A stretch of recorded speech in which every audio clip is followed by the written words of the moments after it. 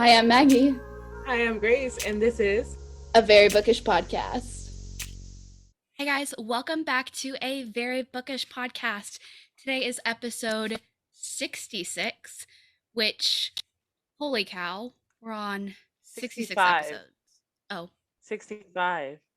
well, Guys, awkward. we literally just went over this. We're on episode 65. Sorry. We were literally talking about how we lose track of all the episodes that we go on. But anyways. I was so confident, 65. guys. I You was were. so confident with 65. Absolutely perfect. Episode 65 today. And as you know, today's guest is an author, which we have not had on in a while, so we're very excited. Today is author Amelia Wilde. Welcome. Thank you. We are so excited to have you. And I know your hubby is very excited, so shout out to your husband for being a listener. Yay. He will be very excited to hear that. Yes. We heard that you, hubby, are a fan of ours, and we were completely blown away. So thank you for listening to us. And it's an honor to have your wife on. So thank you for coming, by the way. Thank you for agreeing to be with us. I mean, we were shocked. She was like, yeah, my husband has listened to a couple of your episodes. And we were like, what? Wow. I was shocked. We're always saying how like we forget that we're not just recording this for ourselves, but people actually listen to us and they like listening to our voices. But yeah. Anyways, so Amelia, would you like to give a little bit of background to those of our listeners who do not know who you are but are eager to meet you? Just a little bit about yourself. Yes. I write contemporary romance. I've been writing since 2016. I have a lot of books out actually, and a lot of them are about rich guys. In the last couple years, I have shifted to more dark romance. And so that's where I'm hanging out lately. I don't know what else to say about myself. That's pretty much it. Dark romance is a comfort spot. And I feel like a lot of once you dip your toes in there, it's a nice place to stay for a while. Agreed. I mean, nice. Rich men too. Rich men and dark romance go perfectly together. Yeah, they almost need one another. They really do. It's kind of hard to have a CEO billionaire romance or rich guy romance and then not have him a little unhinged, a little possessive, a little, we need that extra. We need something, a little darkness needs a good, it's like a little sprinkle on top, I 100% agree. A little cherry on top of like he's rich. Oh, and he'll tie me up. Oh, where's the Google form to sign up for this? Like, how do I get this? Like, why do we think I'm an accounting major? Like, I'm trying to get all the finance guys who are going to be in brokerage and making millions of dollars so I can be a stay-at-home dog mom. Like, this is my goal. Like, I need a rich man. This is where my fantasy lies. And romance books sets the bar too high sometimes.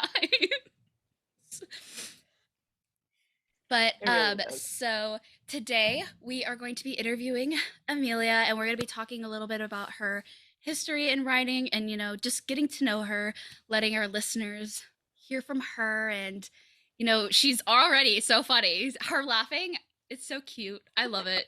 She will giggle and I'm just like, oh, music to my ears. I love it. But so Amelia, you've talked about how you have a backlist of books. I've looked through your website and I was looking at them and I was like, oh my God, how?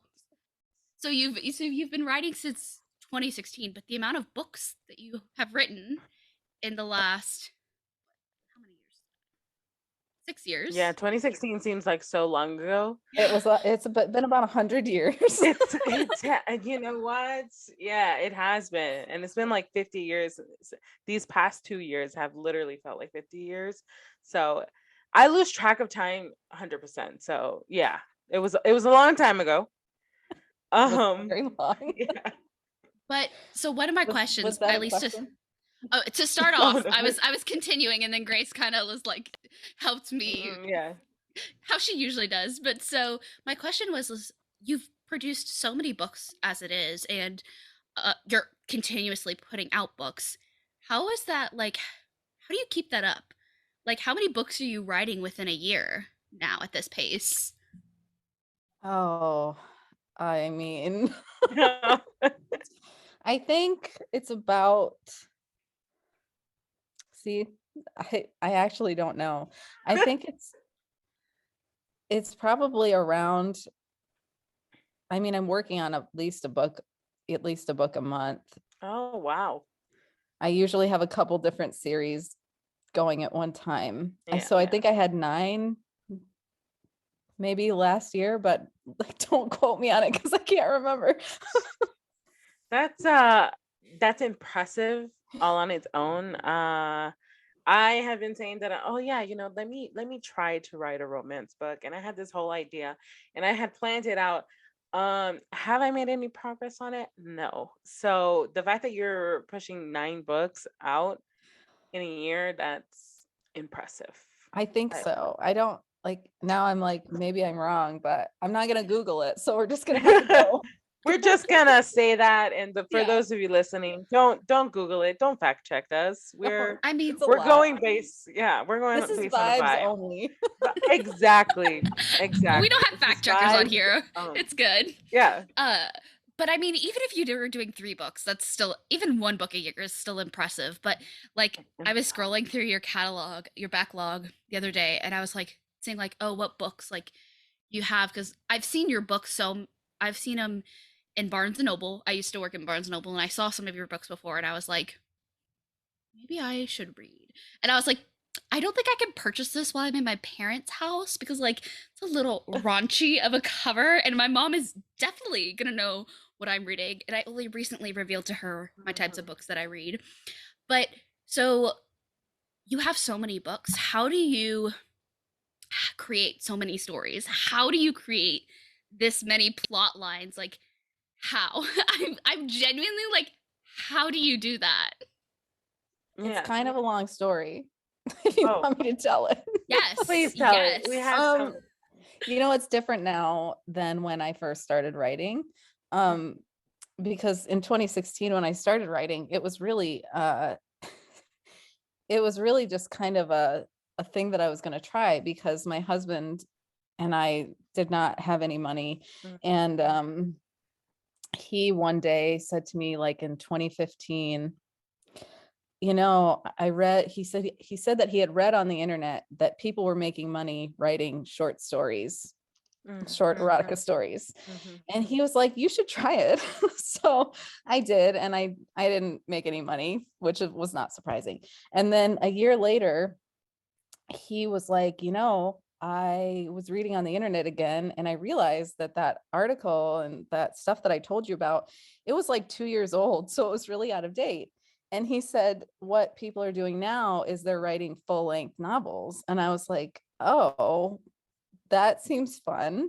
And so, and I've always liked to write, I've always loved to read. So we went to Barnes and Noble, and I went into the romance section, and I was like, I don't, where do you even start as like a new romance reader? All I knew was like, I like this cover with a guy in a suit on it.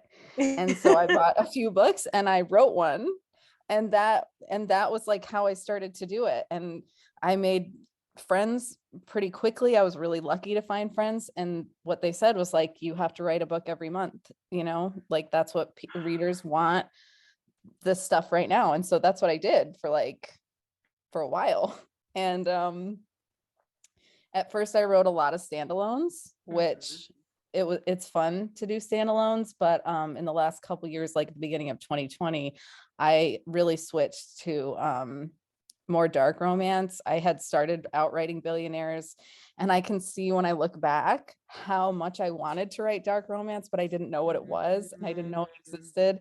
And so I was trying, but I couldn't really get there. And then in 2020, I realized what to do and realized what kind of hero I actually want to write about. So I started doing that. And now I write almost exclusively in trilogies. And I only write about brothers. So either found family or like actual brothers. And so that's the secret, is that they're all brothers. So like there's your multiple storylines right there. That's how I do it. That's like the absolute like key point in a lot of book series right now that are doing so well, is that there are those type of standalones that are interconnected. So all the world is there, all the family is around, and you still get like their romances and their own storylines, but then you still get to see each other back into the world, and you get to see them pop into each other, into each other's plot line, and it's like the absolute like icing on the cake right now.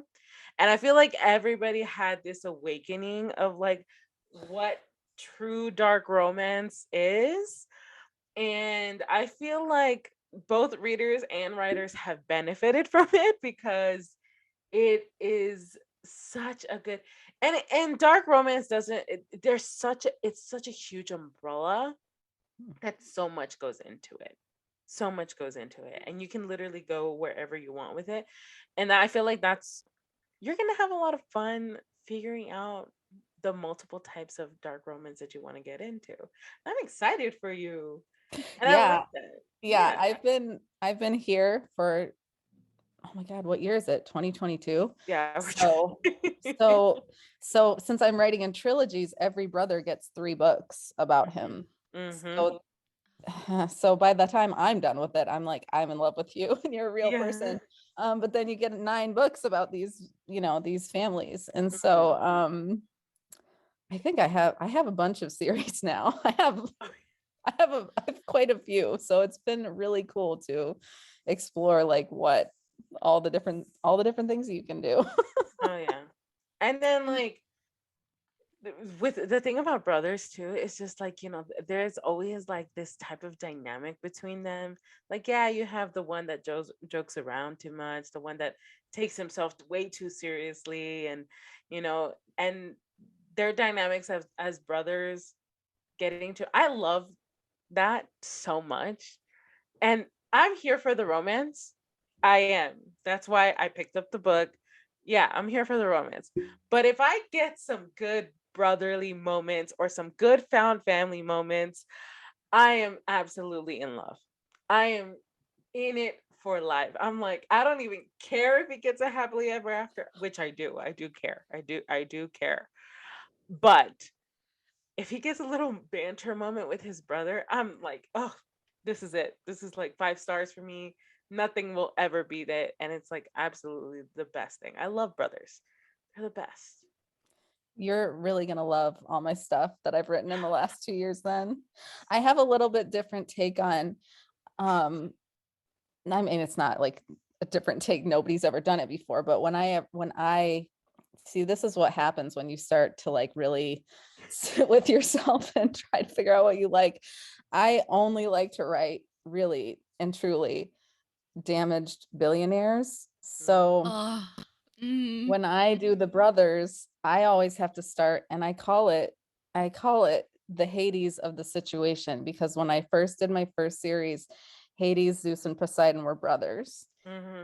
And for me, the Hades of any given brother situation is the one who is like the most externally damaged. So he has something obviously that he's struggling with or wrong with him or whatever that he's having a hard time with.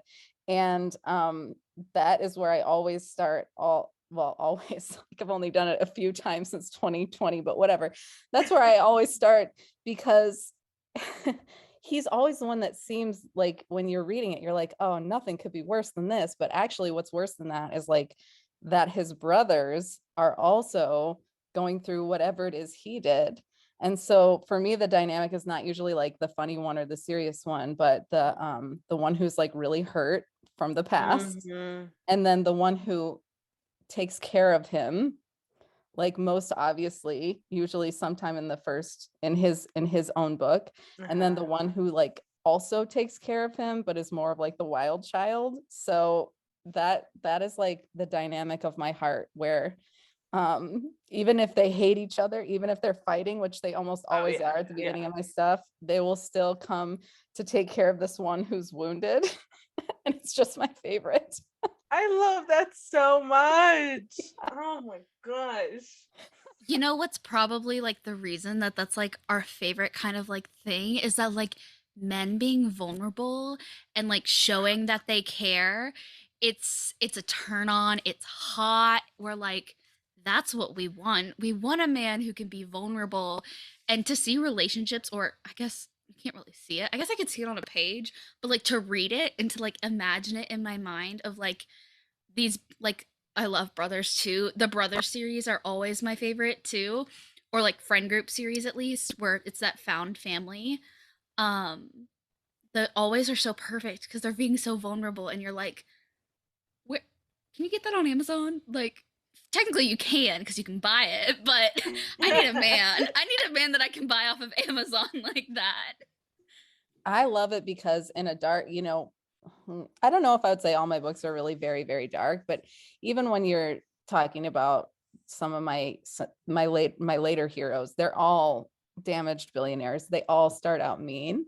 But I really like the brothers in the beginning because you still get to see the other brothers, even if they're going to start out as an asshole, as being like, you still get these moments where they're really competent at caretaking, which I think is also sexy because they're never going to be like, you know what I do? I just take care of my brother. They'll never admit that. They're never going to admit any of this out loud, but they're going to do it. And so I feel like for me, I'm interested in the brothers now that I've seen them doing this. And so that's why I do it. I just want to read about guys like that. And then like when you're reading it and then you catch that like the female main character, she like caught that little thing that he did for his brother. It's just like, girl, I'm falling in love with him too. I am too. We're all falling in love. We all saw that. Don't call him out on it because then he's gonna act all grumpy again. But just watch and observe because he's gonna do it again. I absolutely love that. It's like perfect. So I have a question kind of leading into this kind of dynamic. When you start off, like you said that you kind of have like this, I guess, structure for how you do these brothers in these series. Do you have kind of like this end goal with whatever plot that you're trying to go to? Do you start off with like, what if this billionaire has this problem and then how is he going to fix it with this company? Like, how do you get that female main character storyline into it? Like, how do you build it from the brothers to make it this grand romance that it ends up unfolding into? I really love a kidnapping. I like a contract that the heroine is forced to sign. Anything to do with a heroine who's kind of younger and having a problem of her own that she is going to decide to solve, and gets mixed up with this mean, scary billionaire. That's how I get them in there, honestly. There is absolutely no shame in that because how many times do we all wish that there would be some guy just popping up into his door? It's just like, you know what? I need a wife. And you're gonna sign this contract right now, and you're gonna come with me and never be able to leave. Yeah. Do you have a pen? Yeah. Can I sign? Do I need to write it in my blood? Is this like a what do I need to do to like I get a Ferrari in I it will. too? Oh. Like you don't need to convince me. Like I'm sold. I saw the Gucci loafers. Take me out. I'm good. You can snap me any day. You probably want to get rid of me like 5 minutes into it, but I'm here to stay. Yeah, it's like he's gonna be like, yeah, you gotta let your family know so that they don't whatever. I'm like, no, they don't care. Let's just go. I don't need to pack. I don't need nothing. You're rich, right? Yeah, cool. We're fine. Let's go. Let's go. This your car? Okay, that's it. It's over. There is no stopping. That is like the ultimate dream. I mean, not really, we want some choices, but still, that's our fantasies. They'll give us choices later. Yeah. Who wants decisions now? I mean, guys are always complaining about like, oh, girls never know where they want to eat. Yeah, it's because we want you to be decisive, okay? We don't want you to tell us what we want, to know what we You want. to read one of these books. Yeah. Yeah, just read one of them and you'll know exactly what we want. We want you to know what we want without us telling you what we want, okay? Just get into our minds. It's on the paper. It's a manual right there for you. It's not complicated. It's really Well, to kind of piggyback off of kind of Grace's idea of planning, when you are doing these like multiple series and interconnected series, are you planning all of this out? Do you have like a space where you've planned like, okay, this plot point or this kind of thing, or are you just writing this as you go? Like, what is kind of your process for creating these worlds? Well, one of the things that always happens with me is that I will become obsessed with my own people. And so so everything I've ever written takes place in the same world, even if it doesn't really appear to. So something I always want to do is start from where I already was. So whatever is my favorite character from one set of brothers, like how does he know the new guy that I'm going to start with? How can they connect to each other? That doesn't really have anything to do with the plot, but that's just like how I'm keeping it all straight. Mm-hmm. Sorry, what was the question? How do I keep it all straight? Probably Like, not. It's a very So that's how. Are you a plotter? Like, do you plan it or do you just write as you go? I do a lot of planning with my friend Sky Warren. She is really, really smart. In case you've ever heard of her, she's really, really good at that. And I, again, am mainly vibes. So I'm like, what is wrong with this guy? And who are his brothers, Oh, what I was going to say is the timeline of my books is also moving forward together. So that's kind of how I keep the multiple series straight. Like these series happened after these series. Here's the people we know from this series. And then the other thing is that I'm writing my own personal series, but then I also have a couple of a series kind of that is in the Midnight Dynasty world of books. Yeah. With Dangerous Press. And so that's pretty easy to keep separate because that is a whole world unto itself. Right. Although they're still part of mine because I have that brain. So that's kind of how I don't really plot like super heavily when I'm just starting out. I mostly just want to know what is wrong with the first brother. I hesitate to say wrong, but like, what is his damage, Yeah. And then I know that I want to write about brothers reconciling. So usually at the beginning of whatever world it is, something has gone wrong or they have split apart or whatever. And so I know that because I usually write 3 trilogies, one for each brother, that by the end, I want them to be all together as a family. And I mean, within that, it's just like what seems good for this guy. My last series trilogy that I just got done with, which started with Net Worth, is about 3 brothers whose parents died in a tragic accident, which is, I guess, kind of commonplace for this type of thing. But their whole series is really like dealing with the fallout of their parents' death. And so that's the thing that I want to wrap up over the whole series. And then within that, it's like, what can you do? Well, the options are limitless. You can have a revenge. You can have my next upcoming one is well, it's also kind of a revenge. That's gonna make it sound- the second brother is really also wanting revenge, and he's also deeply wounded, just not on the outside. So yeah, I don't know if that was a good answer. It helps out a lot, because like it kind of sounds like you are more of like how we pick books, which is like, what tropes does it have? What does it have? Like it has, okay, he feels like this. There's three brothers, there's billionaires, there's some type of trauma, there's loss of a parent, there's all of these things. And then everything else just kind of comes together as we're reading the book or as you're writing it. So it's like those overarching things that we want inside this like box, and then everything else just kind of falls into place, which I like. I like that. Yeah. I like that you get to kind of discover it. I have tried to do that, because I'm trying to break into the world. I'm trying to become an author too.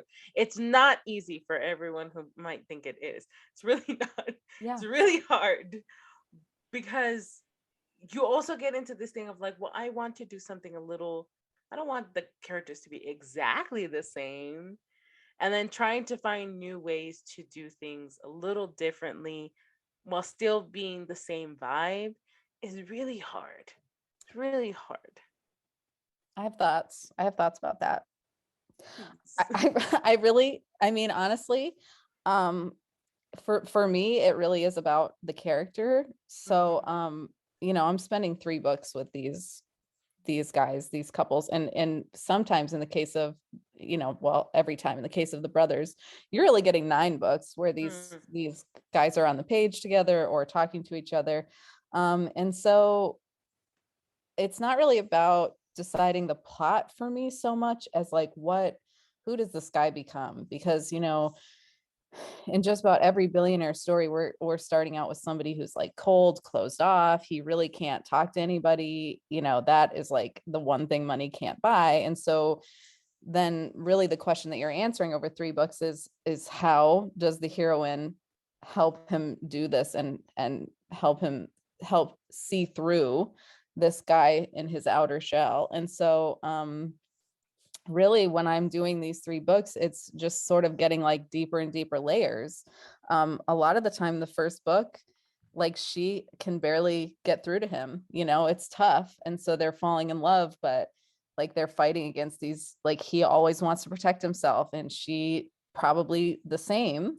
And then so you're moving through these different aspects of his character. So everything comes through the character, and what I found when I'm writing trilogies, because I have more time to spend with the character, is that my characters are getting a lot more different from each other. So when I first started, I don't want to disparage my old books, but like when I first started, it was like, how do I have him do something that is, the same but different? How do I have him?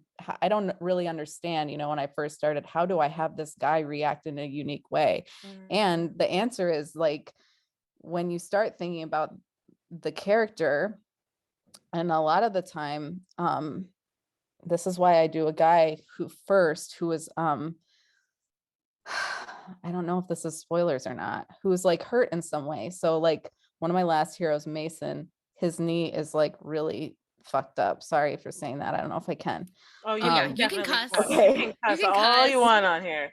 He has this, I feel so innocent. He has this fucked up knee. Okay. And so he's always thinking about this. And part of his search is that his mom has died and he is trying to find her jewelry. And so when I'm looking through his eyes, everything that he sees it reminds him of this jewelry, and everything that he's going through, his knee hurts, that is shading everything that happens to him. And so that's how I feel like you get characters who are, it's the same vibe. It's like the damaged, wounded billionaire, but it's going to be different because it's specific to him, because you're just thinking about it through those lenses. Yeah, that makes sense. I like that. I feel like I Because sounded really smart. you did. You were really smart. I'm just like, yes, let me take notes real Yes. quick.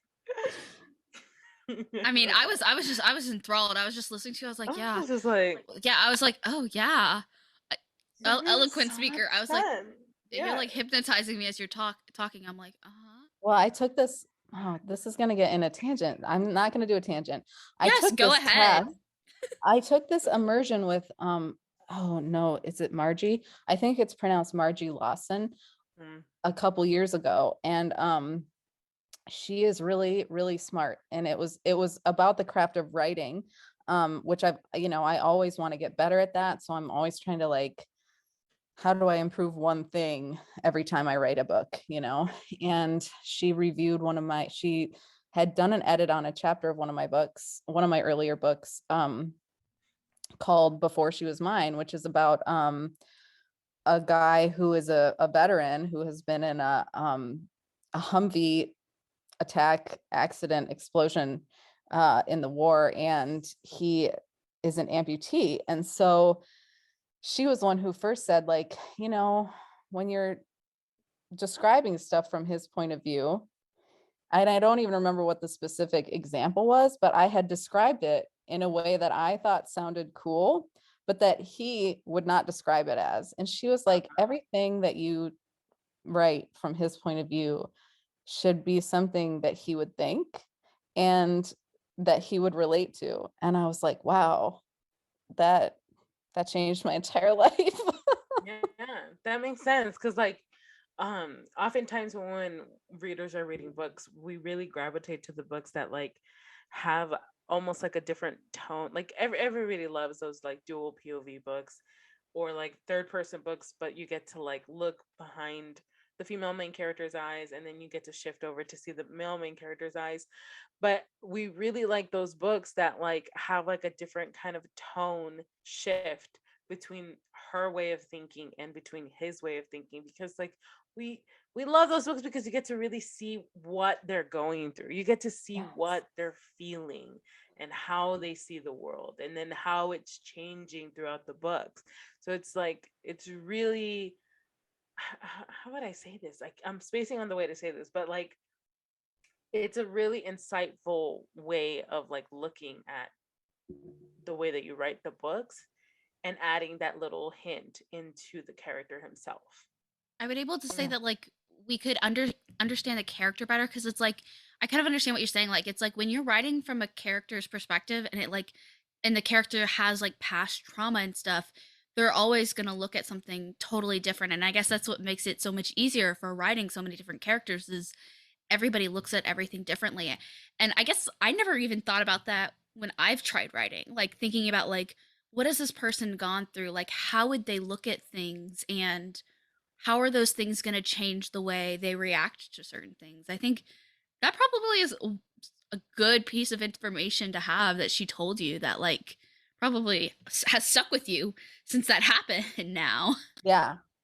And I think that's what happened. I mean, I think when I started out anyway, I was just thinking, how can I write? How can I write in a way that I think is good and compelling and that people want to read and what I think sounds good? I wasn't really thinking about like how will the characters sound, how does a character, how does this specific character, react to this specific thing? And when you get really into it, it's everything. Like you're never just describing stuff how you would describe it or thinking about what you would think about. It's everything is from the character. And so that took a lot of books to figure it out, and it is harder because it's going beyond what you want to say, thinks good or thinks good, sounds good, what you think sounds good, and what they are thinking all the time. So you're really in it, Yeah. like as this character, Yeah.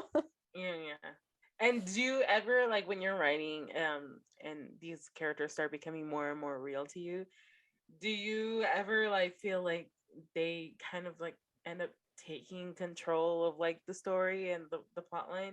Is it that sense of like you giving that character the control of how the story is going? Or is it more just like, you know what? Yeah, he would say this. Let me put this down. I usually have a plot to go through by the Mm-hmm. time I'm actually writing. I have to have an outline because otherwise I'll just fly off into space and never come back. But sometimes I think that comes through a lot in the details of a scene. So I'll have like, I'll have the general outline of what I'm going to write for this chapter, but then while I'm going along, it's like, oh yeah, he would think this right here, he would say this, or he would notice this. And so that sort of stuff definitely changes while I'm writing the books, especially by the time I'm on the third book. Mm-hmm. Yeah, the characters have a lot of thoughts and feelings about how things should go. Oh yeah. Uh, when Maggie and I were kind of like thinking about writing this book, this series, we we're really into planning. I mean, we're breaking down every little thing. We're going into the characters, how they look, how they. We were writing And fantasy. There's different. we We were were writing writing a fantasy. fantasy book. It was like a whole world we were building. So like we were plotting and like planning a whole Everything. world. Yeah. It was like logistics and all of this stuff. And then when we got to the characters, I feel like they're creating them in that time frame that we were creating them. I had like this out of body experience where like every now and then I would be like daydreaming and trying to think of scenes to write or whatever, and I would feel like, oh, they just like walked into the room, and like how would they go about walking into a room, and I would like see them in my mind as if like the character was his own person now, like he just like was fully formed. I couldn't see his face because for whatever reason I can never see their faces fully. It's more like the more I try to look at the face, the blurrier and out of focus it becomes. But I could see them walking around my room and what they would think of my bookcases, and like, just getting that personality from them, because I had been so focused on like how they would be. And it was like a little weird because I've never had that like happen, but I was just so in it. I was just like, this character is so, gosh, I'm so in love with them. Look at the way he was, it was just like, I couldn't even think of like what his coffee order would be. Of course, it had to be like some like all black, pretentious kind of like, because he had to be, an extra guy. But it's really funny to see how like they just become alive, and you have to fall in love with your own characters. You do. You do. You If you do. don't love it, how are your readers gonna love it? It's Yeah. Grace is definitely Grace loves planning. But I did I have do. Grace reminded me of something. So when I read it like it's a movie. So like when I read, it plays like a movie in my head, and like, but I can't see anybody's faces. It's always like below the neckline kind of movie. How do you, when you read books and stuff, are you like imagining it in like full detail? Are you just reading it, or is it like a movie in your mind? What is kind of like that like inside your brain look? When I'm reading. um yeah, I would say it's pretty movie like. um Usually what they look like is the least important thing to me. I don't spend a lot of time Mm-hmm. thinking about what they look like. But also here's like a secret that's not really a secret. I really love my own books. And so I have reread them. Oh, I love that. Of everything that I've written since like 2020, I have like read and reread. And even then, I'm still not like, I mean, I already know what everybody looks like, Yeah. but I'm still not thinking about it very much. It's really a movie type of dynamic when I'm reading. So you can see exactly how your characters look, like their faces and everything. Do you do like fan cast, like actors coming in, or is it just kind of like a new face that you have made up in your head? Oh, I would say it's like a combination of both. Um, I have I have successfully and also tried to be in contact with different artists on Instagram and stuff, because I want to see them so much. And it doesn't even bother me, if it's not exactly how I pictured it, just that it's something to picture. So I think it's kind of both. Sometimes I'll see a picture on Pinterest or something that I'm like, oh, this really is almost him. But then, it's never quite right. There's something a little off. Yeah, I get that. For when I try to picture any character's faces, it's like I'm taking the eyes of one guy and like the face shape of another and the jawline of so and so and the shoulders of, and it's just like a mix of all of them. And I put it kind of all together, and then as soon as it's all together, it's just I can't see it anymore. Yeah. It's more of the when you think about it, like the only way that I've ever seen any of my characters is through the heroine's eyes. Oh yeah. And so I mean, at first through the heroine's eyes, and she obviously thinks that he is just the hottest person ever. And so they're all very hot to me anyway. But then my like ultimate favorite in either the same series with the other brothers or heroines or whatever, or even when they appear in my other series as cameos, which is something I can't stop doing. My favorite thing is to have somebody else who wasn't in that series see them and notice them, because that's kind of the first time really that you're getting somebody's outside opinion who isn't like in love with that guy. And then even that person is like, wow, they're kind of hot. The putting the hair behind the ear, like, hello, sir. It's all that. How are you? Okay. Oh, I didn't know it was hottie o'clock. Like, ooh, damn, boy. God, I'm so embarrassing. This is what romance has done to me. Like, I have zero filter. This is what my own books have done to me. Like, I love that though, that you like avidly like, because I know some authors who are they're like, I know I don't read my work because they just they can't do that. But they're so good though. Yeah.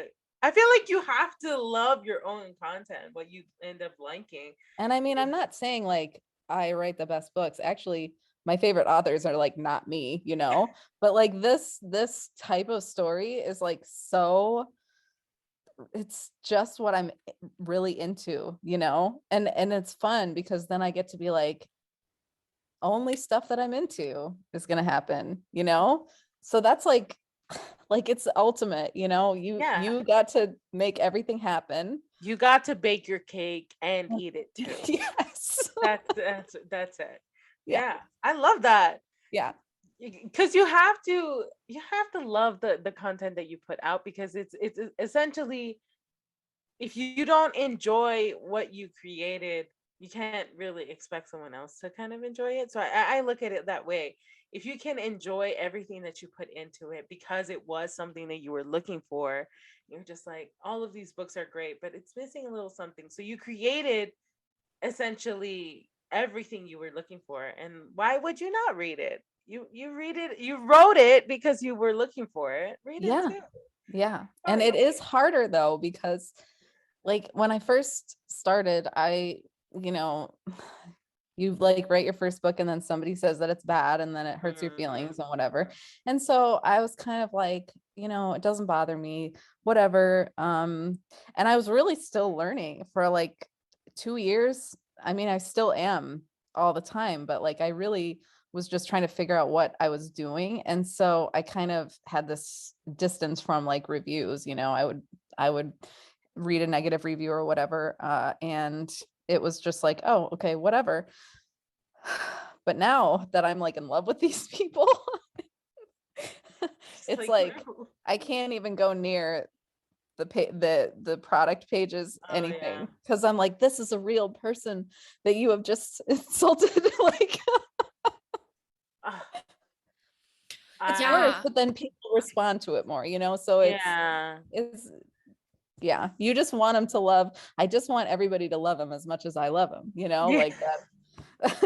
Yeah. That's me all the time. Yeah. Anything that I make, I'm just like, I don't want to show anybody because I want people to like it. And then if they do like it, but then they're not in love with it, I'm like, dang, it's I could it no, you could hype it up a little bit more, Yeah. but You're more wrapped up in it. yeah, Yeah. you put a lot of work into it. It's hard. I can't. I'm a very sensitive person. Same. I am super sensitive. She's a Taurus. She's so sensitive. I am very sensitive. So anytime that I see like a little negative or a little like, well, I didn't really like that, I'm just like, well, I loved it, okay?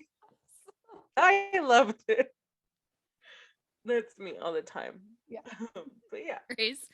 So you've kind of like touched on it. Like, how do you, I mean, I don't know. I'm that person who always looks at the negative. And so how do you like, do you have to hold yourself back from like looking at bad reviews and stuff?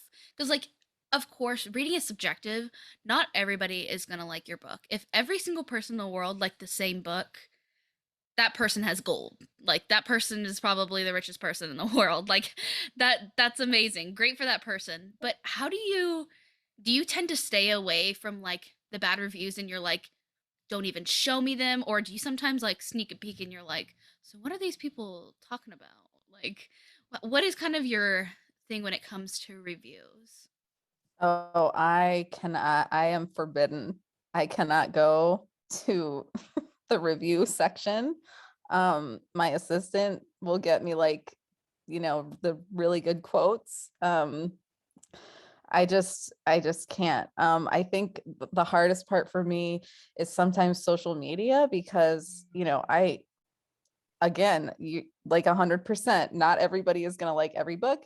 Some people are going to hate some of my books. Some people are going to hate some parts of them, like that, that is what we're doing as readers. Like we're not all going to love everything. Being tagged and stuff like that is hard because you don't really want, like, I don't really want to see that. And then somebody kind of brings it to you. And that can be upsetting. I'm not gonna lie. Being tagged in negative reviews is just like, why do that? I understand tagging for all the positive and all the rave and everything that because you want to applaud authors for the great work that they do, because I do that all the time. Yeah. I tag every time I'm in my Instagram stories and I'm reading a book and I'm absolutely devouring it. I have to react. I'm posting reactions and I want the author to know, because like, I would want to know if somebody liked this little scene that I wrote, or that scene or whatever. So tagging an author in positive and great reviews or artwork or edits or whatever, that's don't tag them in negatives. You don't want to do that. Why would you do that? That's not for them. That's the only time that I ever see any no because I really can't look. It just it gets into your head, and then Yeah, especially it's, with like it's different. You've spent 3 books with a guy and somebody's gonna be like, he's boring, or like, I don't like him, and I'm like, I love him. Yeah. It's your life work. It's like somebody's like literally telling you like, hey, you're shit at this, and you're like, well, this is like my job. Thanks. Like I tried.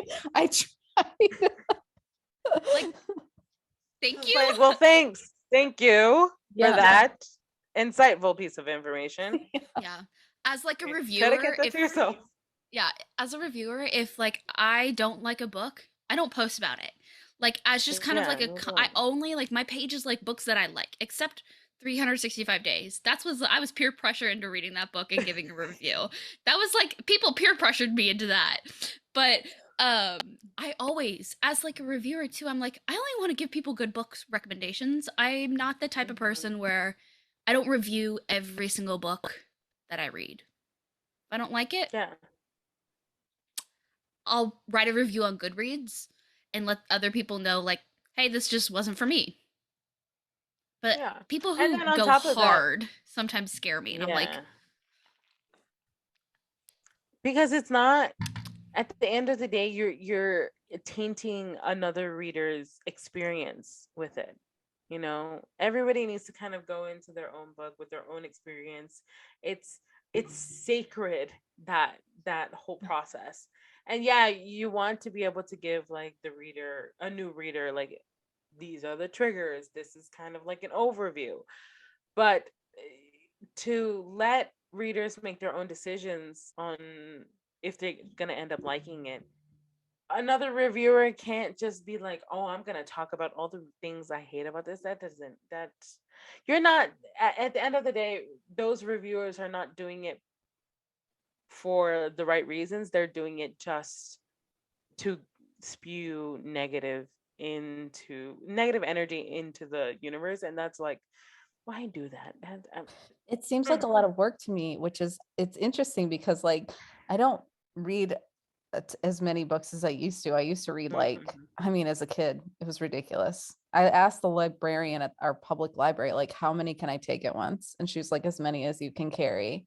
So I got a huge backpack. Oh yeah. You know, like I was that person. And now I don't have time to read as many books. But like when I find one I love, I'm like a super fan. And there have been a few in the last couple years where the amount of merch that I've bought, I don't know how you have time to write a long bad review. Honestly, I'm setting alarms for like different drops of character art and like sweatshirts and stuff. Like, that's where my time goes when I'm not writing. Literally. I recently posted like this TikTok that was just like 95% of the time I'm like in a reading slump because I can't read a book because I'm just like, so much is going on and I don't have time to read a book. But then that other 5%, I'm like utterly obsessed with the book and I will buy everything for that. I will look up fan art, I will look up edits, I will make edits. I will be 100% down for that book. Oh my God, because and the I fan art? absolutely- The fan Oh art. my gosh. Like we are hashtag blessed, living in the future. Like the fan art, I can't even get over it, you know? Especially fan art now for romance. Because like romance fan art has becoming more and more popular recently. Because there's a lot of fantasy. And I guess now as readers are like reading more romance and stuff, more romance fan art has been coming out. And it's been a blessing. So this is what I need. This is what I'm desperate for this, right? Because like, I'll just say it. There's a lot of really incredible, frankly, ACOTAR fan art. There is so much. And a lot of it is in my house right now, like on my wall.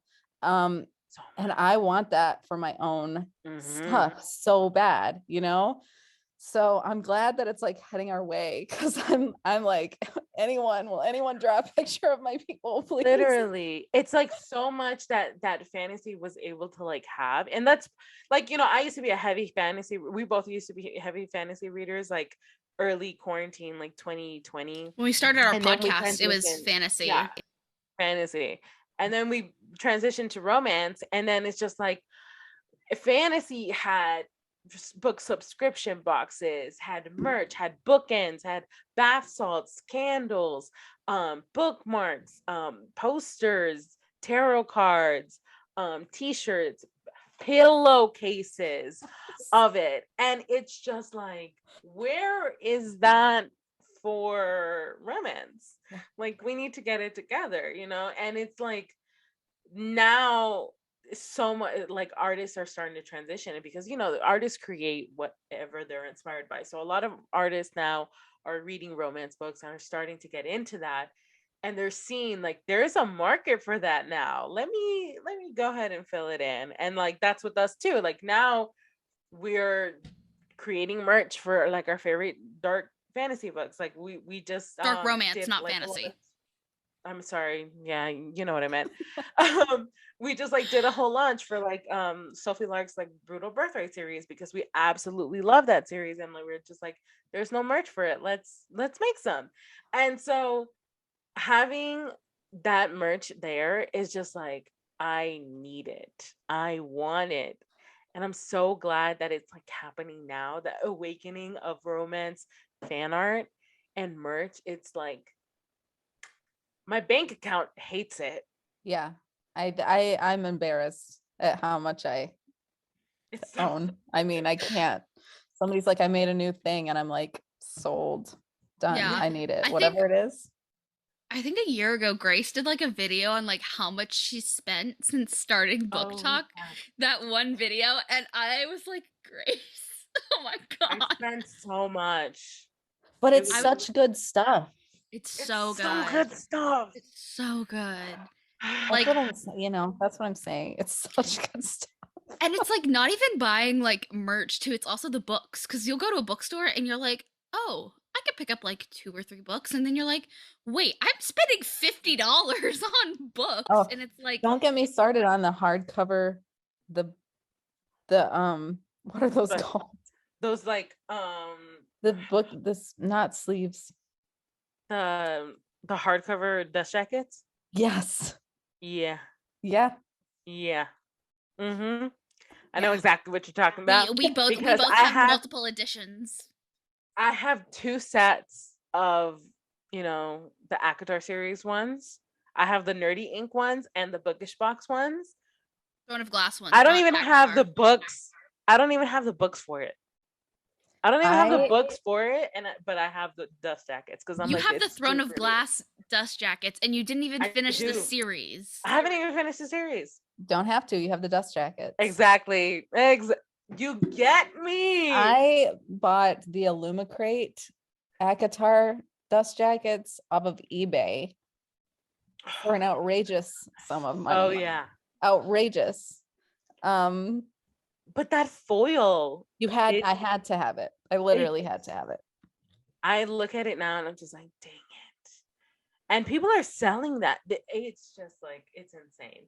And so like now there are like I started seeing a little bit. I can't remember these accounts, but there have been a couple TikTok accounts that I've come across that they have been doing like dust jackets for romance books, but they're like pretty foil covers and detailing. And I'm just She's like, tell me more. I'm listening.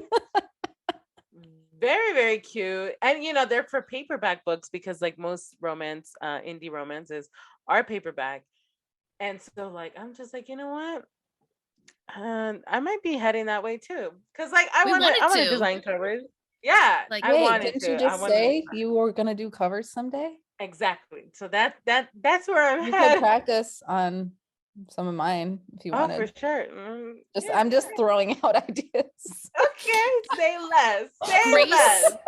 Grace is an amazing artist. Like Grace, when I first met Grace, she had her own sticker shop, and so she had like a whole bunch of like stickers and stuff. She was doing Throne of Glass, Akatar, Holly Black, all of those stickers and stuff. And then like we finally don't get me started on Holly Black. Yeah, and then we finally like started our shop, and we have like our Cassian and Castile enamel pins, and she did like the Kiss Quotient stickers. She did People We Meet on Vacation stickers, and then her Brutal Ladies collection sticker is fucking amazing. Like, Where is it? You made 6 different designs. Oh. So like our Brutal So Ladies cute. collection series is like that pop art kind of vibe is what we wanted to go through. And Grace hated me. Grace hated me because I was telling her like things we needed to change, because I was like, this needs to be changed, this needs to be changed, this needs to be changed. And she's just like, I was like, fine. Okay. She's like, sure, designer. Yeah, Miss Graphic Designer. And at the end of the day, it's just like, see, it looks so much better. And I'm just like, you were right. It does look better now. Yeah. And it comes, from passion. You end up liking something so much that you end up creating it, and then it shows in the work that you do.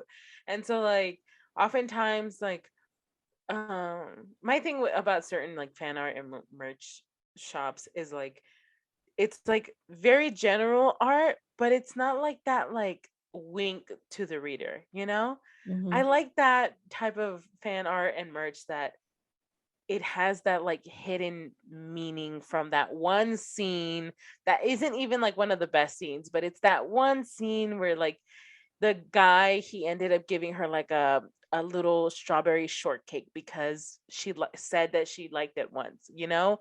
It's that one thing that you know. Yeah. You know? That's me. I kind of want to show you a design that this is one of our sample t-shirts. And this is Ada Yeah. Gallo from the Brutal Birthright series by Sophie Lark. And it says, "Meet you at the altar." Altar is spelled wrong. Fun fact. Yeah, This is why that's it's a our sample, but this is our test outs. Oh, we this went through is so much. And like it's like a whole process. And like when I see like other merch shops, they are just like pushing out stuff so fast and so easy. And I'm just like, gosh, how do you guys do this so hard? I'm a full-time student and like I'm trying to like It's respond hard. to emails and like our manufacturer and stuff, and they're like not helping me. And I'm like, I'm gonna report you to the Better Business Bureau if you do not help me with this right now. And then they're like, okay, here you go. And I'm like, thank you. Yeah. Let me go It's do my always a accounting struggle. test now. Like it's just Yeah. starting out. Yeah. It's been It's a whole thing. the But whole thing. you should definitely get on that.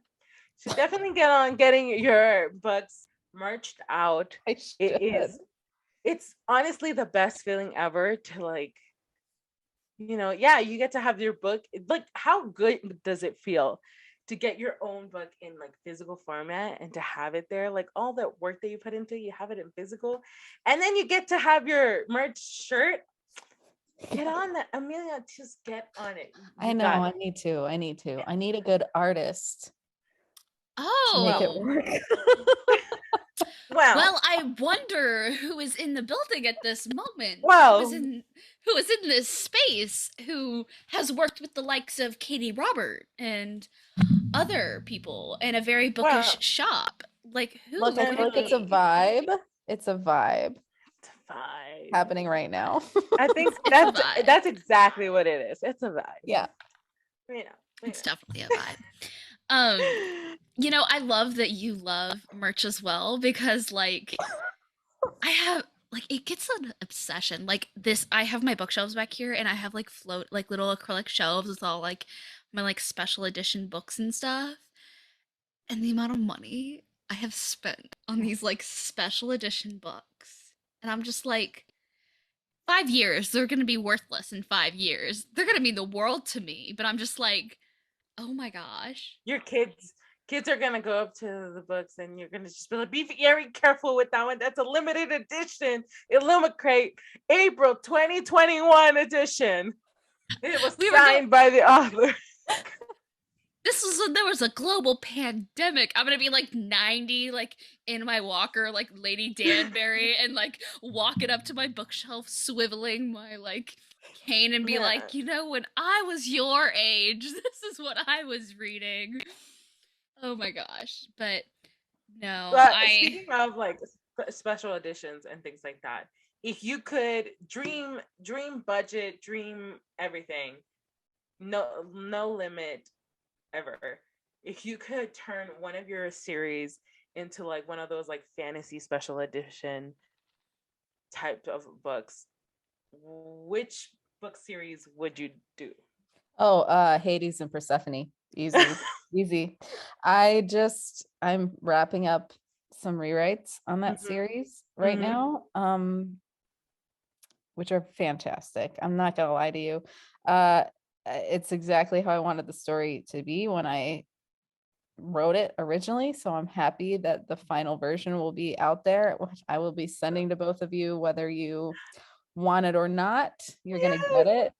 Because I'm so proud of it. I'm literally like today finishing it. That's so you awesome.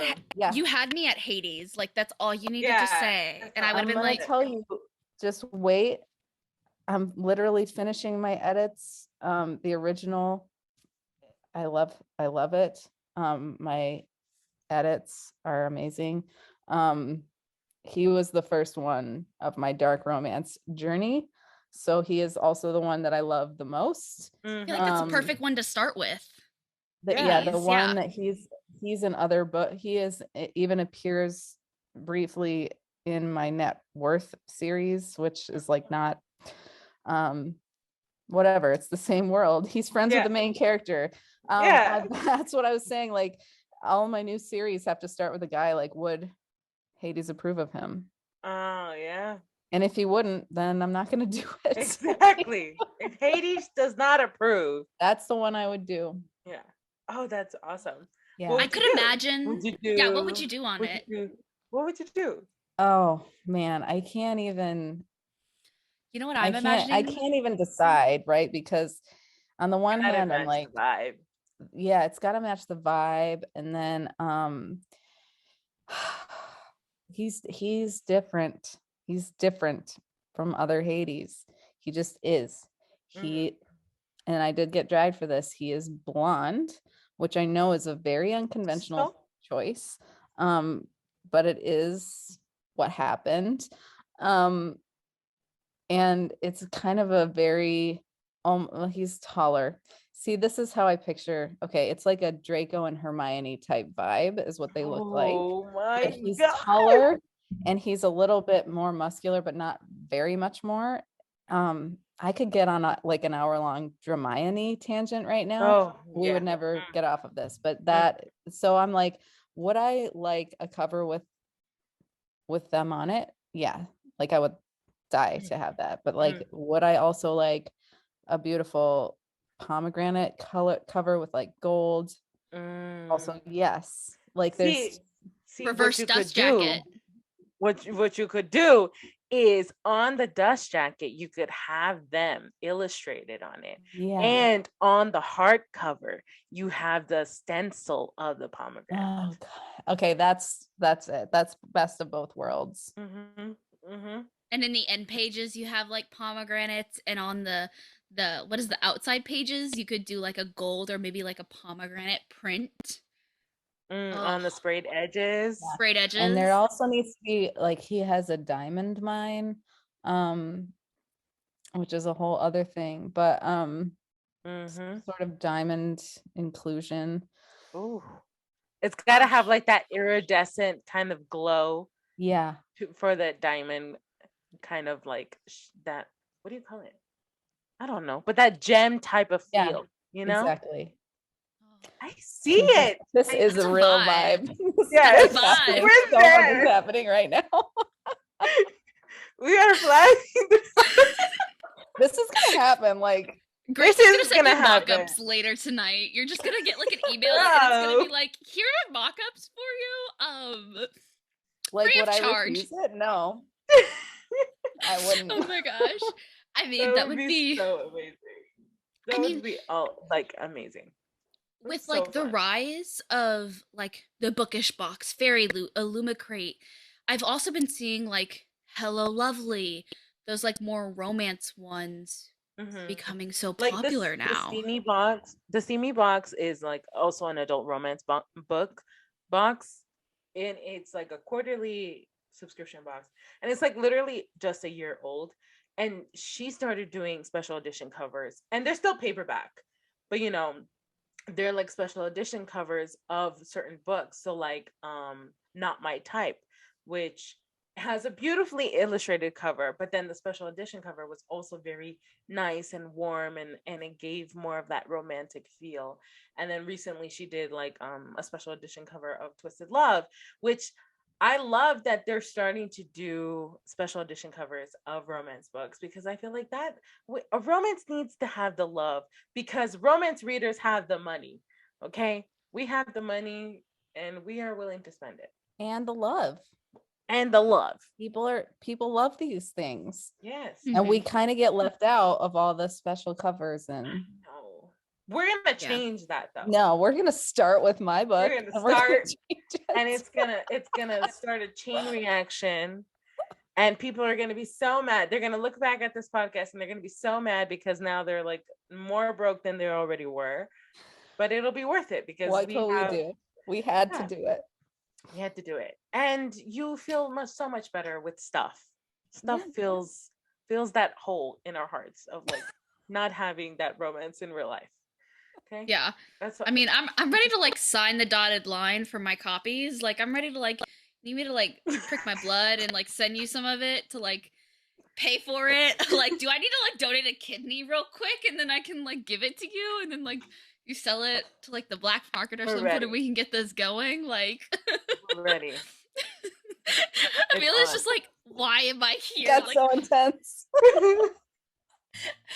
I mean, it's 100 full send with me. I'm going in her. We're 100% in it. This is very much my vibe. So yes, it's absolutely perfect. Oh my gosh. Oh, I mean, special editions.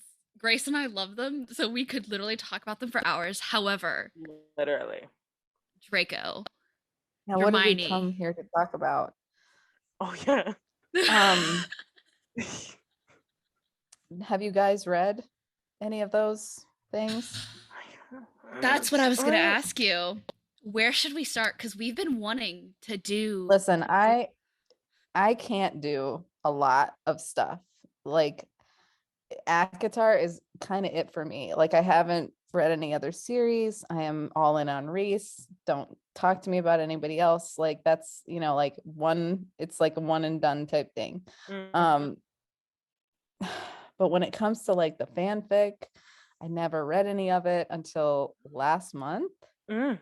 Oh, because of fan art that I saw on Instagram. The fan art for Hermione fanfics are elite. The fan art for a certain fic called Manacled. Oh my gosh.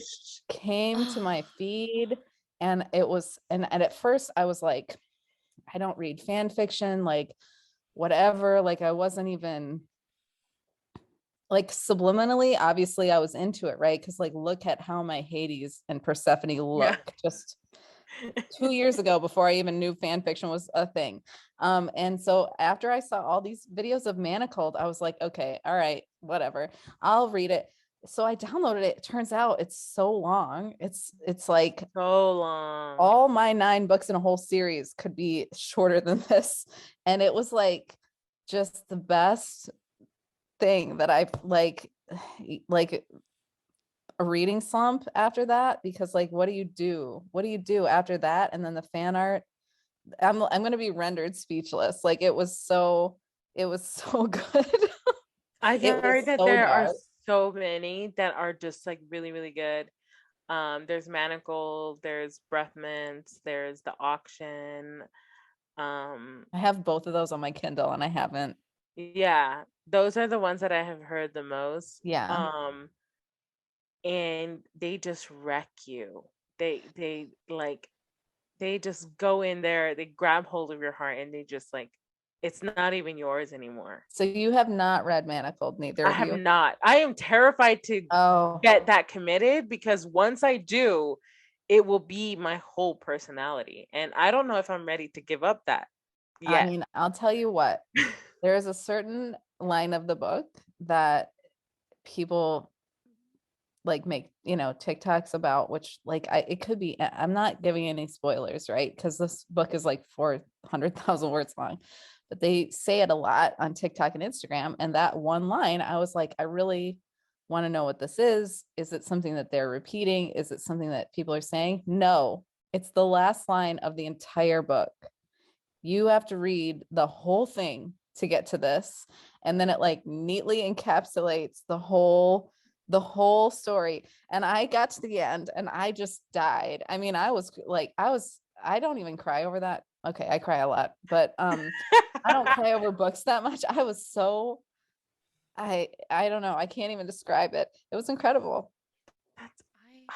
Gosh. See, I'm like, now you're making me want to get it. Oh, it's so dark. It is so dark. It was right up my alley. I mean, truly. Now I'm like, I'm gonna go reread it. I don't have time.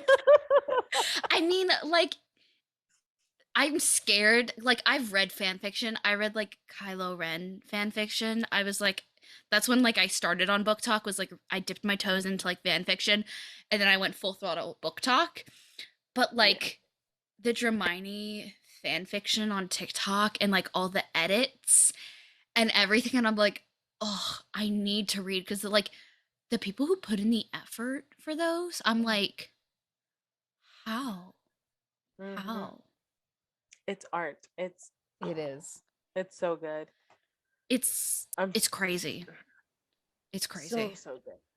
Like just thinking about it, I'm just like, ugh, because they do like special edition books for those too, where people like will like Mhm. hand bind them and stuff, and I'm just like, Yes, I have one. You do? I have one.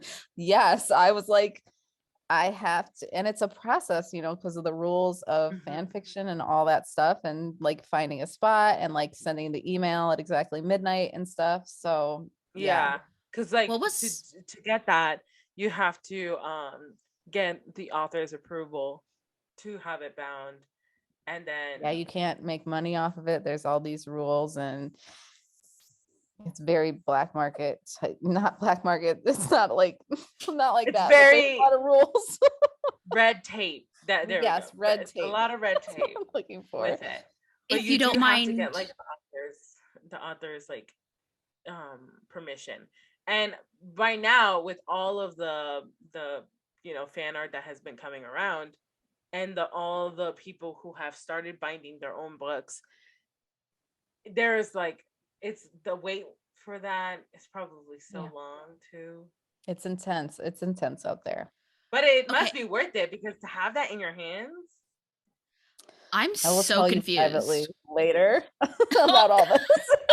Okay, because I'm hearing this for the first time. Like, there's like a whole process to do This is a whole other Oh my gosh. discussion. Yeah. Oh wow. We'll leave that like off the record. That's like an off the record Yeah, talk. we'll leave it off the record. Yeah. Oh my For gosh, sure. but I mean, like fan fiction has definitely changed. When I was first reading fan fiction on like Wattpad when I was in like middle school and stuff versus now I'm like, why don't like y'all need to become authors? Like y'all need to like I mean, we've seen it Girl, with they are. A Love lot of actually Hypothesis.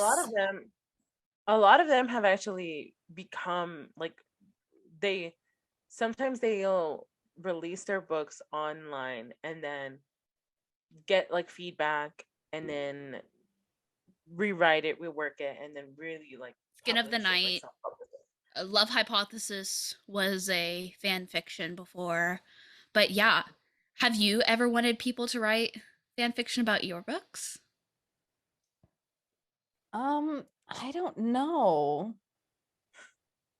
I guess the thing that would worry me is accidentally copying somebody's fan fiction. Mm. That's the only thing. Like if people loved my book so much that they were compelled to write fan fiction, that would be Mhm. great. Whether I could personally read it, I think Mm-hmm. is kind of dicey because you don't want Yeah. to take somebody's idea, Mm. I mean, And that would be crazy to be that popular, honestly. Yeah.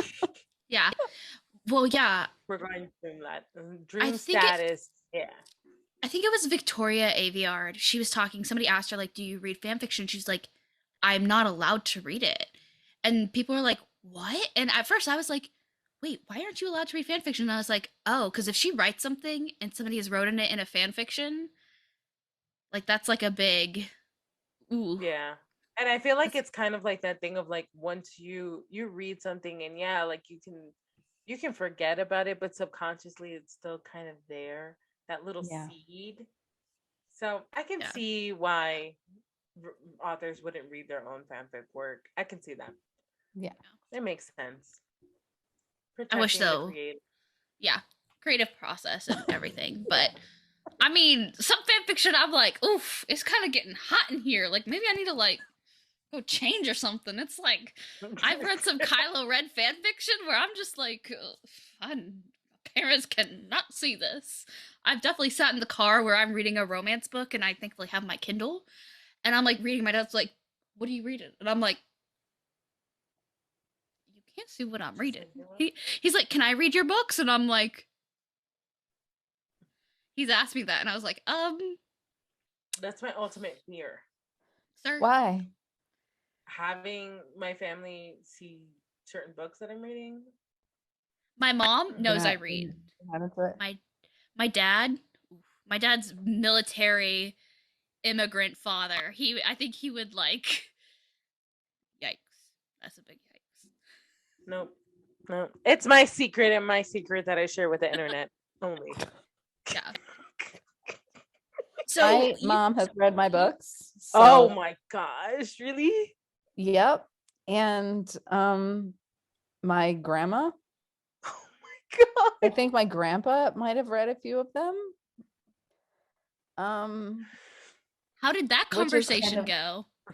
well, we've never taught. I mean, at first when I started writing, I was like, no one read my books. And then like, people They can't help. people talked about what my pen name was or whatever. And I did find one of my books in my grandparents' house one time after I was like, don't tell anyone my pen name, guys. And then by now I'm just like, I'm just not bothered by it,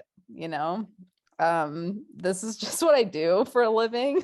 So More power to you, because I could not. I mean, sometimes like I did send my grandma some of my books because she was headed down to Florida and really wanted something to read and was just having kind of a time. And so I sent them, and then like she texted me and she said, I read your book, Secret Beast. Okay. She said, I read it in 3 days. I haven't read in 2 years. And I at first was like, oh, that's great. Like you read something and you loved it and blah, blah, blah. She's like, I'm starting the second one. And then like my brain flashed up this montage of all of the stuff that happens in Secret Beast. And I was like, okay, like that's a moment of reckoning, but that's just what I do. So it's like it's too much effort to try to keep it hidden. Oh yeah. I Even mean, my mom, I gave her I think it was 2019. I had written a one-off dark romance that was like way different from whatever I had been doing before. And at the same time, I released this book called Crush on You. And it was like I was trying to be kind of sweet and like rom-com, but I couldn't because like all of my heroes have to be tortured in some way, but I couldn't really go that far with it. So I still tried, it was like a beach resort brothers. I was trying. And my mom bought them both. And she said, oh, I'm going to read them because I'm going on a trip. I'm going to read them on the plane. And when she got back, I was like, well, what did you think? And she was like, well, the Crush on You one, I kind of like fell asleep while I was reading it. But the dark romance one, she's like, I really liked that one. And I was like, okay, well, you know what? Moms everything like dark else. romance too. They I mean, that's kind of validating. They say that not that any of them are, but like they say that like kinks are genetic. So technically all of the things that you like. I did think about that. I don't want to think about it too deeply. Because I have thought about it and I'm just like, oh no. Yeah. I can't think about that. I can't. I mean, can't. It's just a very, I mean, I think for me, I have 3 daughters. Part of it is that when I write, Amelia Wilde is unfortunately not my legal name, although it is a great name. And I did want to have a pen name, because you don't want to go around necessarily everywhere, with whatever, this all in front of you. But my daughters I started writing when my oldest was 1. And she hilariously, I will tell you this short story in just 1 second, but it's important to me that they know that I'm not embarrassed by what I do.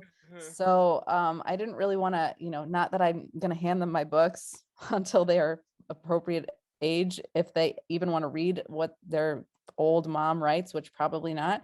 But I also don't want them to hear me saying that it's like something shameful or that, people shouldn't know about it, because I'm not ashamed of what I write, and I'm not ashamed that people read it. And so that Like that's what it's really about for me. Is not like is it kind of like a little weird when your family reads your sexy dark romances? Yeah, but like I still don't want to give them the idea that it is something wrong to do. Yeah. Yeah. It's that balance of the two, kind of. Yeah. Like there's no shame in it, but I also want to live normally sometimes. Yeah. Like I don't want to necessarily talk about my books with everybody that I meet. Yeah. Yeah, I get that. Yeah. I definitely will have to pick a pen name. It will be hard to do because I'm so indecisive on that. It's so hard. So, my daughter though, she loves the musical Hadestown, which is my retelling is heavily based on Hadestown. So we were listening to that musical when she was like 3.5. And I started writing the book, and I came out with the book, and I came out with the trilogy, and I thought, she's a little kid, she's not going to like this music forever. We happen to listen to this musical a lot in the car. Well, like 3 years later, she's almost 7. She still loves Hadestown. We listen to it every day on the way to school. Oh. And the other day she overheard me talking to my agent about my book about Hades. And she said, "What are you talking about?" And I said, "I'm talking about my book." And she said, "But you said the word Hades," and I heard it. And I said, "Well, I've written a few books about him." So I don't know what to say about that other than it's a really full circle thing. That's so cute though. That'll be incredible. Yeah. Later on in life, and she's like, "Oh yeah, you remember that book that you wrote about Hades? Like, how did you come up with that?" You're gonna be like, "Honestly, actually, it's thanks to you." Yeah. I mean, luckily by then the book will be 20 years old. So that's gonna be. He'll be like, "Oh, I definitely gotta go back and read that though." Yeah. Yeah. Kind of going on to the pen name, because obviously we've been referring to as Amelia, but that's obviously a pen name for. But how did you come up with that? Like, were you just like, this is, you knew exactly, or did you kind of like workshop the name Amelia Wilde and finally get to that? I did it badly. I mean, the website, there's other Amelia Wildes. And I don't even remember. The way I live most of my life is like, how far can you take a joke? Can you write it into a trilogy? Can you write 9 books about it? And so that was one of the things where I was like, what if I had this pen name? And back then, 2016, it was like, yeah, what if you have a pen name for a month? What if you release one book and no one ever reads it? Well, they did read it. They did. A lot of people read it. So now it's just who I am. So I don't recall doing a lot of workshopping. I think I think it just threw something together and let's see if it sticks. Yeah, it was something I could say out loud a lot. So that was the main criteria. Oh my gosh, that's hilarious. I mean, and it's stuck. It's working. It seems, yeah, it's gone all right. I mean, when I think of like, it's such like an elegant name too. It's like Amelia Wilde. Like, I don't know. It feels risque a little bit too. Yeah. Like, I don't know. The name feels like, when I imagine it, I'm like a girl like pulling up her stocking or something like that. I don't know why, but that's like what I imagine. Like luxurious with the name. And sexy.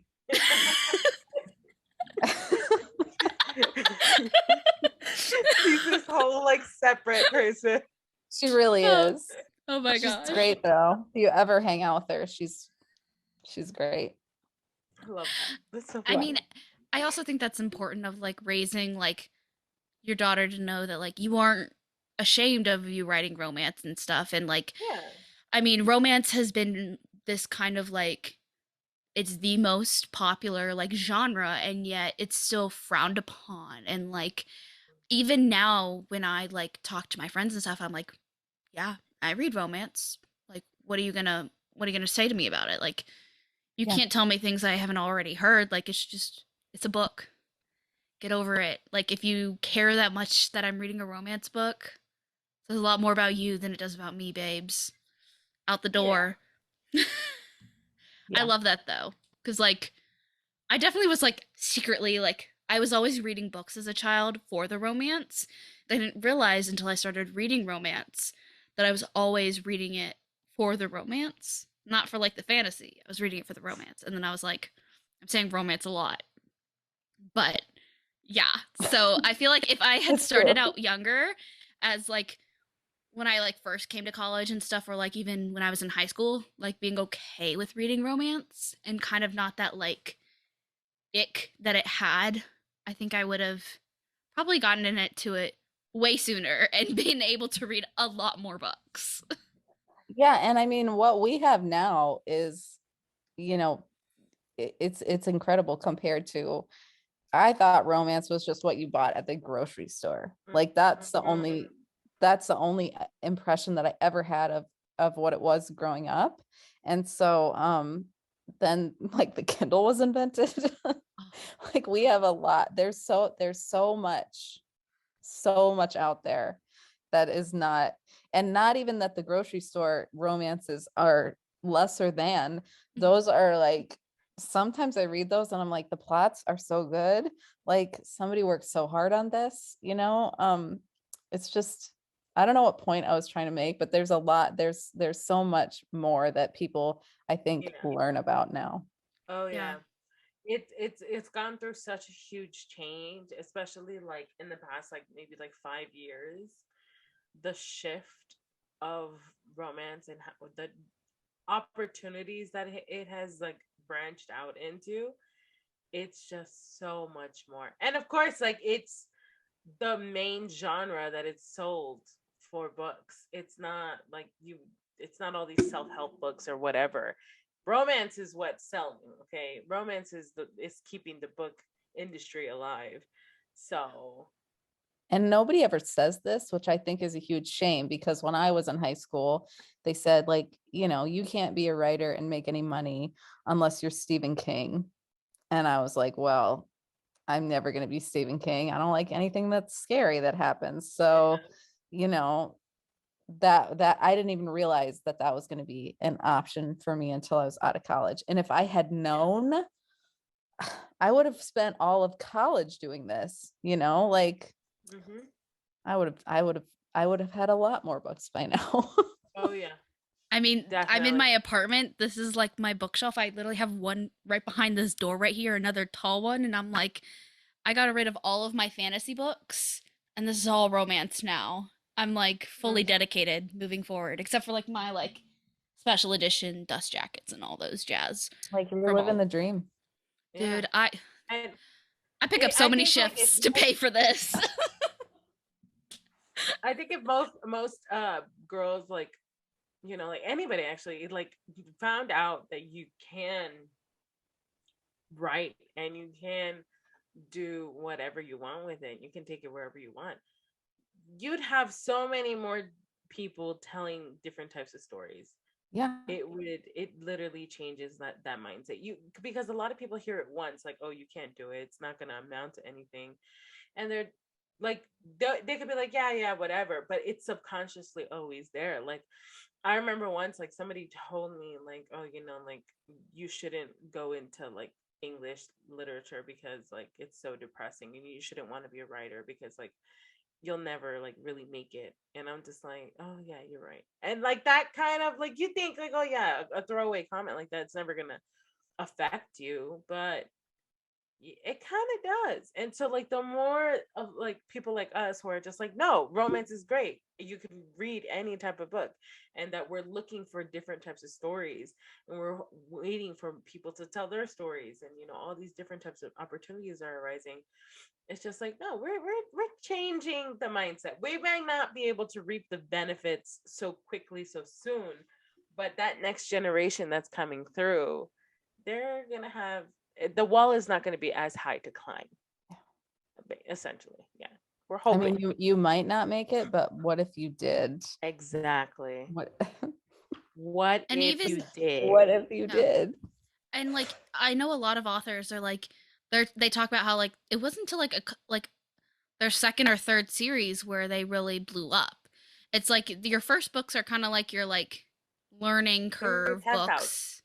Yeah. And then like I would say like Anna Huang, Twisted Love series, because she has a series before, but Yeah, her Twisted it's like, series really just took off. yeah, because that dark romance took over. That dark romance is a selling point. It's Yeah. what we really all want. Yeah. It's what I want. Gosh. I love that. I I mean, mean, that was not, thankfully, that's not how it happened for me, where I mean, I did start with the short stories and that did not work out. But luckily, the full-length novels worked out yeah. pretty much immediately, which was shocking. Oh, yeah. Yeah.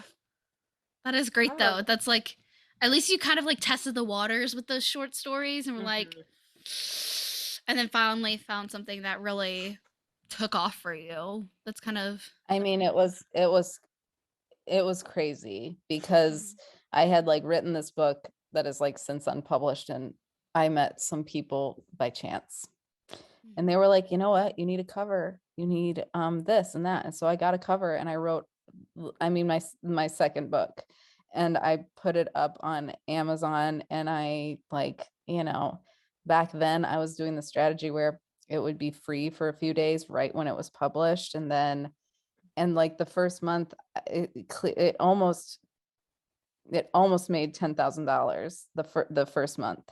And I was just like every day I would log into Amazon and just be like like, what am I going to do? it's life changing. Yeah. But and then it's scary because you're like, how, like, I don't really know what I did. What did I do?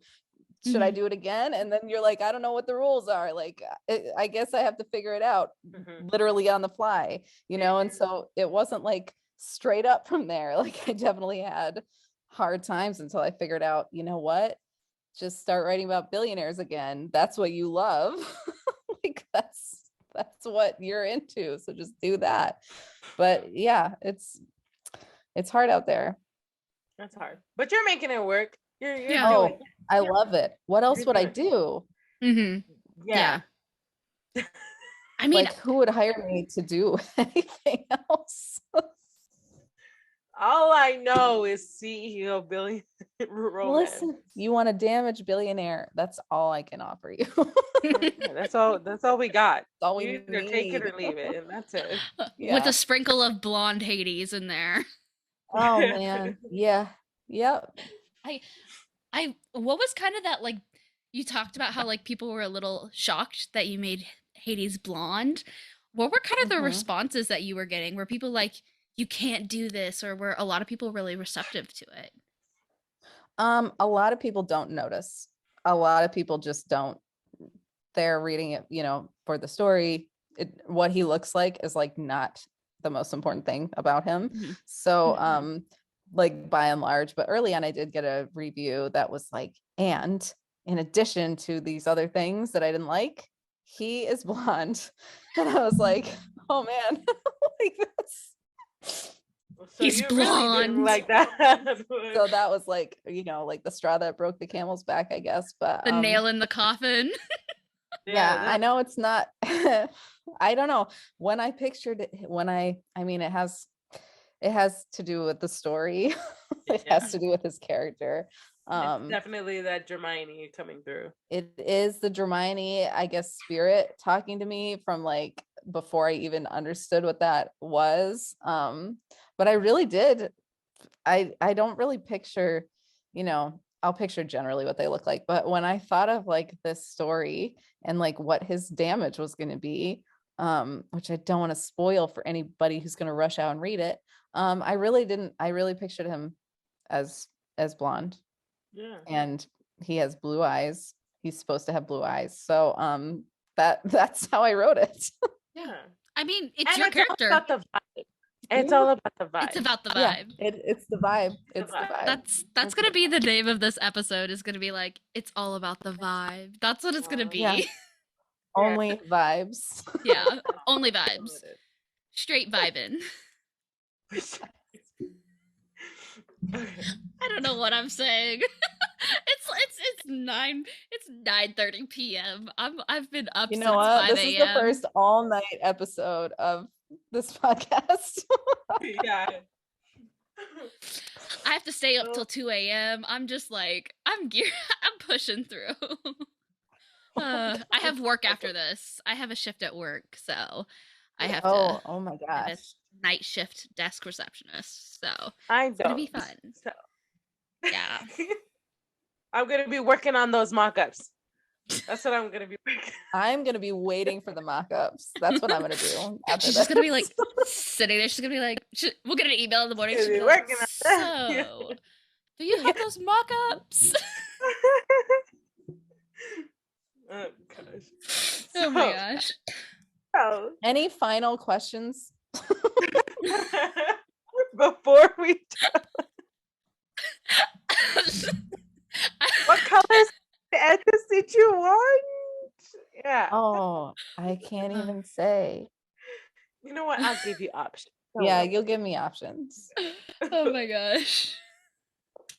For our listeners, because we're having a little too much fun here. But for our listeners, I think we're gonna wrap up here. Yes. Such a fun episode. We were in it. We were vibing. We were rolling. vibing. It's a We vibe. were vibing. We were rolling. We want to give a huge thank you to Amelia Wilde for agreeing to come onto our podcast because it has been an absolute pleasure. Thank you so much for coming on. If you guys want to read her backlist, we are going to link her website and all of her books in the comments. I mean, in the description of this podcast. Sorry. So you guys can go ahead and check her out and read all of her books, and definitely go ahead and check out that Hades book because it's coming. It has been so fun talking with you. This has been honestly one of our most fun episodes. Thank you for coming on. Yes. Thank you for having me. Yes, thank you so much. And to all of our listeners, our shop is going to be reopening on Monday, May 2nd. Sorry, I'm a teenage boy with my voice cracking. So our shop will be reopening May 2nd, so that is the Monday after this releases. So if you've wanted to get your Brutal Ladies collection, make sure you go check it out. We're open again. And stay tuned for our summer drop. We got some things planned. And anything else to add, Grace, before we say goodbye to the listeners? No, nothing. Okay. Well, we'll see you in next week. Thank you so much, Amelia, for coming on, and have a good rest of your evening. Goodbye, guys. Bye, everybody.